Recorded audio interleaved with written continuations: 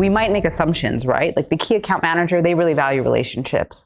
But I think that's an assumption. I think there are people that are in roles that are very relationship-based that also can be very hardline in terms of what they need. So I think it's a really interesting idea of building the separate team. I'm not sure I would make the same conclusion that just because someone is in one role today, they can't make that leap to this other role. Because we know as psychologists that individuals have different needs. Some of the main needs we have as leaders is need for power. Some of us have that. I need to be dominant over others. I need to be respected, be admired. Some people have a need for achievement. I need to get that goal. I need to show what I know. And some people have a need for affiliation. I need to be liked. And most of us have one or two of these that are dominant.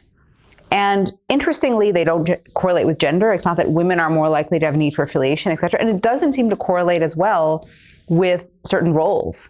Now, of course, if you're a CEO or probably a crisis negotiator and you have a strong need for affiliation, that's probably going to get in the way of getting your outcomes.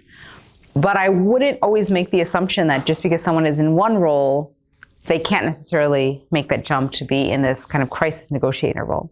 How can I test it as a leader? How can you test it? I think you can start to look. I mean, just hearing those three buckets, right? Need for affiliation, need for power, need for achievement. You can get a good feeling of where people are.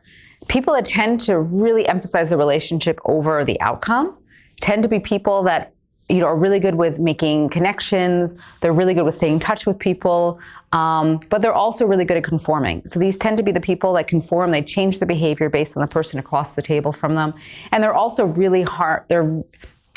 They really have a hard time saying no to somebody or asking for more if they're afraid that it will hurt the relationship. So I think people that you start to notice, okay, they make concessions in order to maintain that relationship. Obviously, that's not someone you would want to put on a hardline negotiation team or crisis negotiation team, as you put it. I think it's also cultural, right? I think for me, I've lived in the US, I've lived in the Netherlands. They tend to be pretty low context cultures, tend to be more direct. And then I've worked in Japan, right? Where merely saying no to somebody is a personal affront and a way potentially to ruin a relationship. So I think it's also very cultural. What does it mean to be need for affiliation or not, right? What that means in different cultures is something different.